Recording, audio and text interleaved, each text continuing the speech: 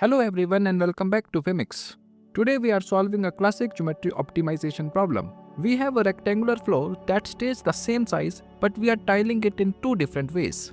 First, we can cover it with 200 square tiles of side length x. Or if we increase the tile size by 1 unit to x plus 1, we only need 128 tiles. Since the floor area does not change, these two expressions must be equal. Since area of square tile is side square, therefore, this situation can be mathematically expressed as 200 times x square equals 128 times x plus 1 whole square.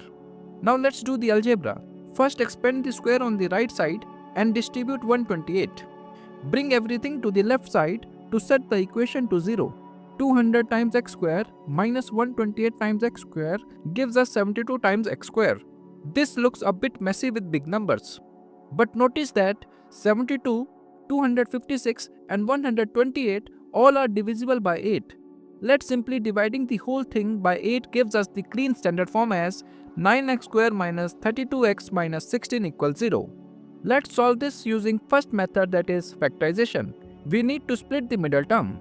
To do so, multiply a times c, which is 9 times minus 16, giving us minus 144.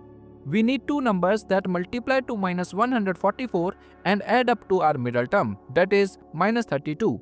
By hit and trial, those numbers are minus 36 and positive 4. We rewrite minus 32x as using those factors and factor by grouping, pulling out a 9x from first group and a 4 from the second. Thus the expression becomes 9x plus 4 into x minus 4 equals 0. This gives us two possible solutions for x, either negative 4 over 9 or positive 4. Since x is a physical length, therefore it can't be negative, so we discard this value.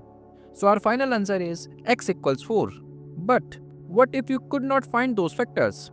You can always use the quadratic formula.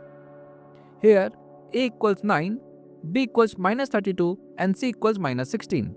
Plug these values into the formula, but be careful with your double negative on b. Let's simplify the discriminant. 1024 plus 576 equals 1600. And luckily the square root of 1600 is a nice clean 40. Now we just split the plus and minus. 32 plus 40 equals 72 divided by 18 gives us 4. We get the exact same result. The side length of the original tile is 4 units. So this was it for the video. See you in the next one. Thank you for watching.